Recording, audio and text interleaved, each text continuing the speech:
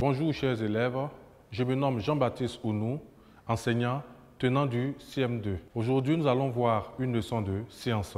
Je vous demande donc de vous procurer un cahier, un stylo et d'être très attentif. Nous allons ensemble découvrir la situation d'apprentissage. Un élève de CM2 utilise la lampe de poche de son père pour étudier lors d'une coupure d'électricité. Par inattention, la lampe tombe. Le boîtier s'ouvre et tous les éléments s'éparpillent. Son grand frère, électricien, décide de l'aider à identifier les éléments éparpillés et leur rôle. De quoi parle-t-on ici dans cette situation? Il s'agit bien d'un enfant de CM2 qui, lors d'une coupure d'électricité, décide d'utiliser la lampe de poche de son père pour travailler. Malheureusement pour lui, la lampe tombe et tous les éléments s'éparpillent. Son grand frère qui est électricien va l'aider à identifier les différents éléments éparpillés. Aujourd'hui donc, la leçon du jour aura pour titre « Les composantes de la lampe de poche et leur rôle ». Les élèves, qu'appelle-t-on lampe de poche? La lampe de poche n'est rien d'autre que la torche que nous utilisons à la maison. Et quel est le rôle de la torche? La torche nous permet de nous éclairer, la torche permet de s'éclairer. Et aujourd'hui, nous allons découvrir les éléments qui composent la lampe de poche. Autrement dit, les éléments qui composent la torche. 1. La pile. Nous avons deux sortes de piles. La pile plate et la pile ronde. La pile fournit du courant électrique, donc est un générateur. Tout élément qui va fournir du courant va s'appeler générateur. Deuxième élément, l'ampoule. L'ampoule reçoit le courant électrique pour briller, pour fonctionner. Donc l'ampoule est un récepteur. Tout élément qui va recevoir, qui aura besoin du courant électrique pour fonctionner, sera appelé récepteur. Troisième élément, l'interrupteur. L'interrupteur n'est rien d'autre que le petit bouton placé sur le boîtier et qui permet d'allumer ou d'éteindre la lampe. Quatrième élément, nous avons les fils conducteurs ou lamelles métalliques qui conduisent le courant de la pile vers la lampe. Et enfin, nous avons le boîtier. Le boîtier sert à contenir tous les éléments de la lampe. Chers élèves, voici ainsi énumérées les différentes composantes de la lampe de poche et leur rôle. Pour récapituler, je pourrais dire que les éléments de la lampe de poche sont la pile, l'ampoule, l'interrupteur, les fils conducteurs ou lamelles métalliques et le boîtier. Merci bien les élèves. J'espère que vous avez bien suivi le cours. Nous allons passer à un exercice d'application.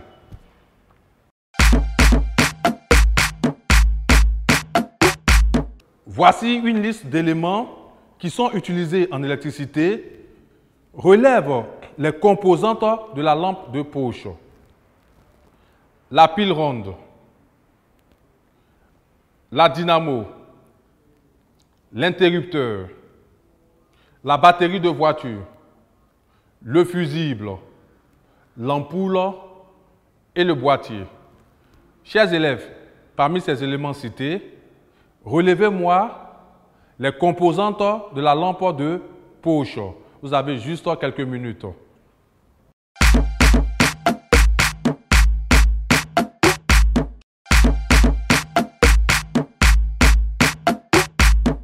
Les élèves, nous allons relever les composantes de la lampe de poche.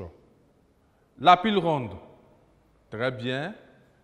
L'interrupteur, l'ampoule et le boîtier.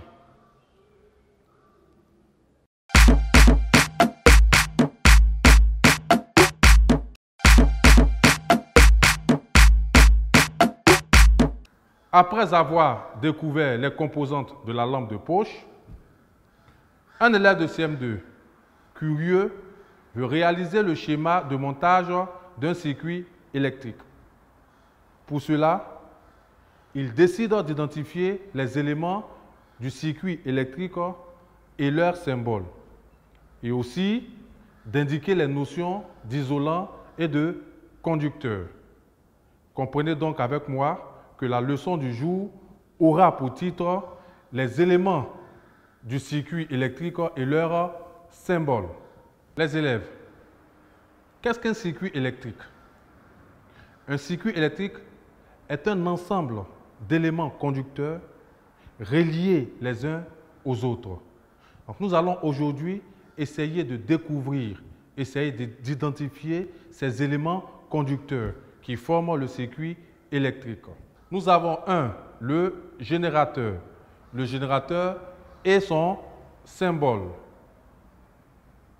Ensuite, nous avons l'ampoule. L'ampoule qu'on appelait récepteur et son symbole. Nous avons l'interrupteur. L'interrupteur peut être ouvert. Voilà son symbole ouvert. L'interrupteur peut être fermé. Voici son symbole fermé. Ensuite, nous avons le fil conducteur représenté ainsi par ce symbole. Les élèves, nous avons dit que le circuit électrique était un ensemble d'éléments conducteurs du courant. Mais qu'est-ce qu'un conducteur électrique? Un conducteur n'est rien d'autre qu'un matériau qui va laisser passer le courant électrique. Exemple de conducteur. Nous avons l'eau, le bois vert, les objets métalliques, la mine de crayon. Oui, le crayon que vous utilisez à la maison. La mine de crayon est un conducteur électrique. Le papier aluminium est un conducteur électrique. Voilà quelques conducteurs électriques que je viens de vous donner. Et bien sûr, si nous avons des conducteurs électriques, nous avons donc des éléments qui ne vont pas laisser passer le courant électrique. Et ces éléments-là sont appelés isolants. Donc un isolant est un élément qui ne va donc pas laisser passer le courant électrique.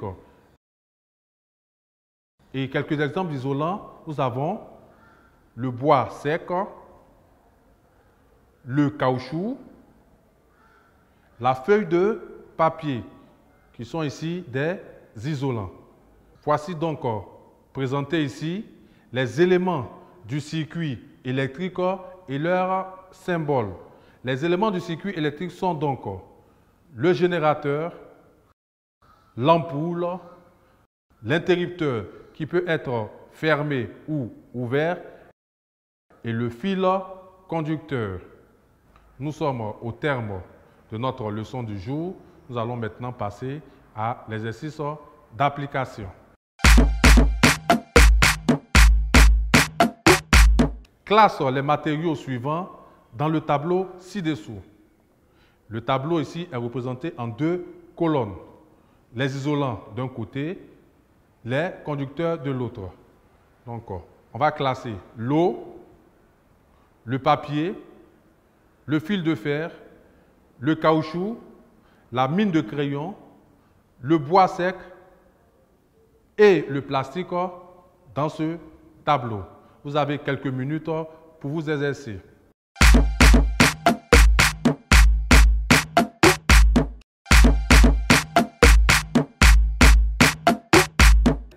Les élèves, nous allons passer à la correction. Parmi ces éléments, l'eau, le papier, le fil de fer, le caoutchouc, la mine de crayon, le bois sec, le plastique, quels sont les isolants, quels sont les conducteurs? L'eau, très bien, l'eau est un conducteur. Le papier est un isolant. Très bien, le papier est un isolant. Le fil de fer est un conducteur, c'est bien. Ensuite, nous avons le caoutchouc. Le caoutchouc est un isolant. Très bien, le caoutchouc est un isolant. La mine de crayon est un conducteur, c'est bien. Le bois sec est un isolant. Le plastique est un isolant.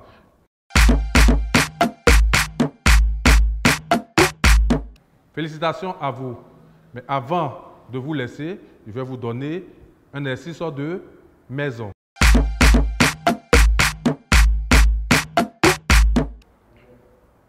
Exercice de maison.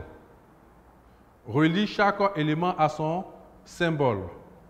Les élèves, nous avons les éléments du circuit électrique et leur symbole. Nous allons donc relier chaque élément à son symbole.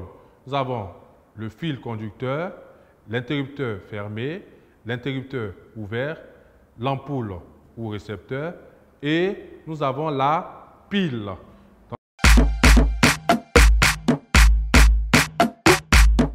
Ce travail-là sera fait à la maison. Nous allons le corriger la prochaine fois. Au revoir.